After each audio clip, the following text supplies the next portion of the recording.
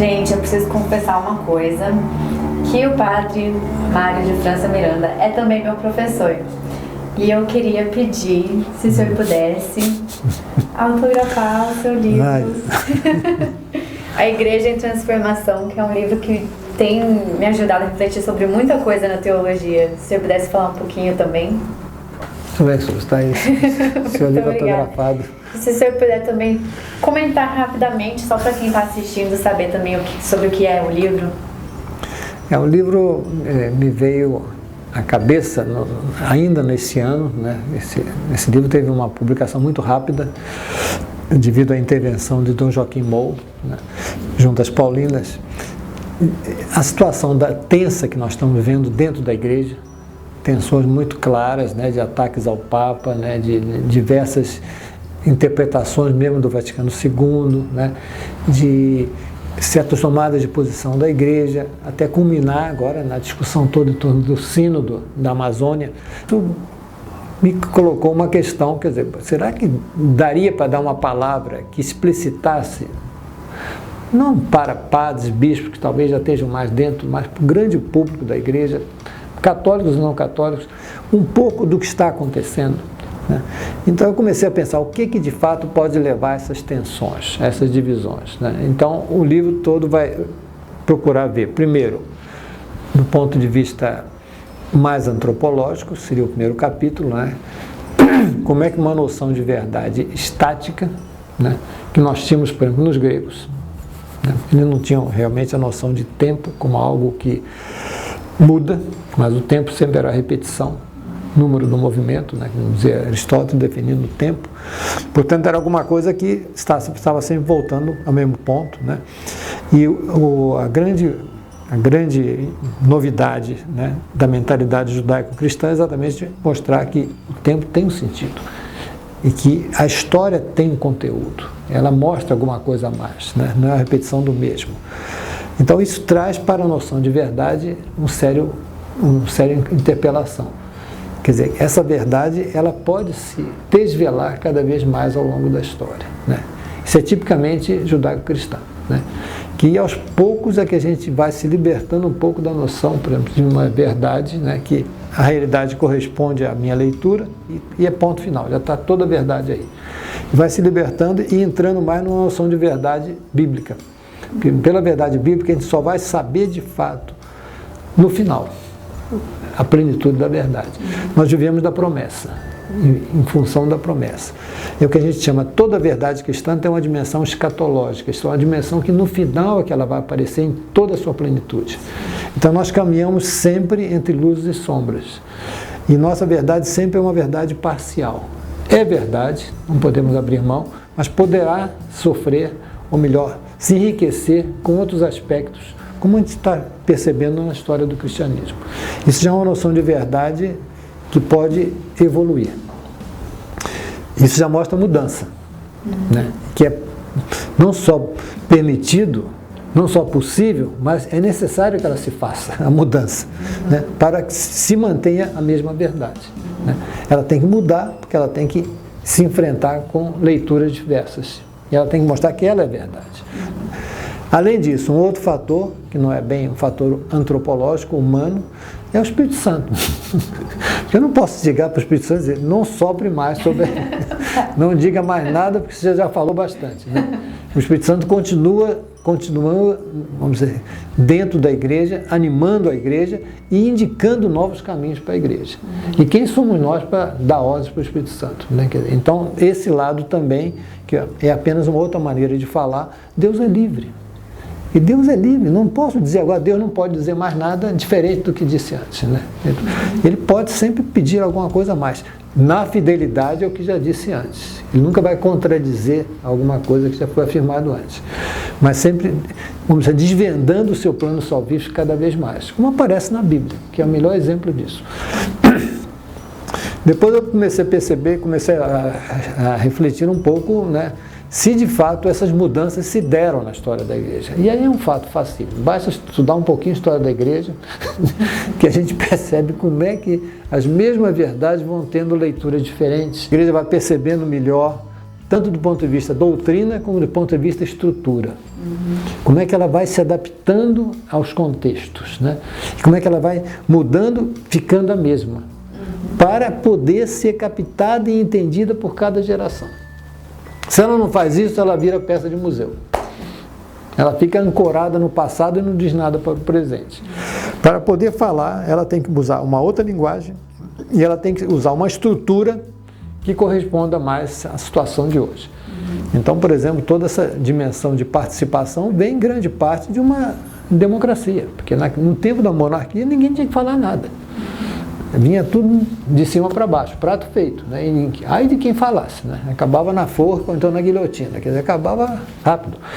Então hoje a gente percebe que então a igreja está nessa linha também de procurar estruturas sinodais e participação maior, etc., que corresponde ao que o pessoal espera. Se você mantém uma estrutura muito vertical, né, muito autoritária, né, o pessoal simplesmente debanda. Então, se eu não tenho ver, não me interessa também participar dessa igreja. Depois eu comecei a perceber, a estudar um pouco de onde vêm as dificuldades. Né? Dificuldades que vêm de vários motivos. Né? Não podemos já dizer má vontade, entende? São pessoas que são desagradáveis. Não, tem que ver talvez dificuldade da estrutura mental que a pessoa tem, né? Que entende? Uma estrutura mental estática vai ser muito difícil de aceitar. Ou então de certos privilégios, né, certas estruturas de poder que a pessoa não quer perder. E tudo isso explica um pouco uma reação. Que sempre que vem uma mudança na igreja, ela obriga você a, vamos dizer assim, a sair da sua zona de conforto. Né, e a fazer coisas que você não tinha feito. E é desagradável. Até você, de fato, perceber. Né? Então, um gesto de ousadia, de tomada de posição que exige um pouco de renúncia, né? Quer dizer, eu acho que também procurei mostrar esse lado, né? Onde é que vem as resistências, né? Que são de várias ordens, né? E, finalmente, então, eu procurei enfocar a partir já da noção de reino de Deus, a partir do central, que é, de fato, a caridade fraterna, né? Quer dizer, nisso sereis reconhecidos como meus discípulos, né? Como é que, de fato, deve a igreja agora se estruturar, né? Em que pontos ela deve acentuar mais, vamos dizer assim, a doutrina. Né? E a pessoa de Cristo hoje emerge com muita força, né? Quer dizer, estamos voltando para o núcleo da fé cristã, né? Quer dizer, Cristo e a noção de reino de Deus que ele pregou. Isso é fundamental, né? Então, temos aqui então um dado que é fundamental para nós, que daqui para frente voltamos ao Evangelho. Né? Não quer dizer que tudo que passado, não tem nada errado no passado, não. Cada geração viveu o que era possível viver. Mas hoje nós temos uma consciência muito grande, né, devido aos estudos hoje de exegese, né, de estudos bíblicos, né, muito ricos por toda parte. A produção é imensa, a gente não pode nem imaginar a quantidade, milhares de livros que são publicados e que, portanto, nos trazem mais para perto o ambiente, a sociedade, a pessoa de Jesus Cristo, o seu projeto. Né? Isso vai fazer com que a gente reflita agora como apresentar esse projeto de Cristo para os dias de hoje. Aí isso vai atingir muito, atingir a vida de cada um pessoal, a vida moral, vai atingir a organização dentro da igreja, né? Vai atingir o respeito que a gente tem que ter por todos, vai atingir essa dimensão que a gente chama de missão da igreja, porque ser seguidor de Cristo é ser missionário, vai atingir a opção pelos pobres, porque foi exatamente para esse público que Cristo, sobretudo, pregou e falou que eram os privilegiados de Deus, né? Eram os que melhor acolheram a sua mensagem. Isso tem que subir ao primeiro plano, a consciência da igreja.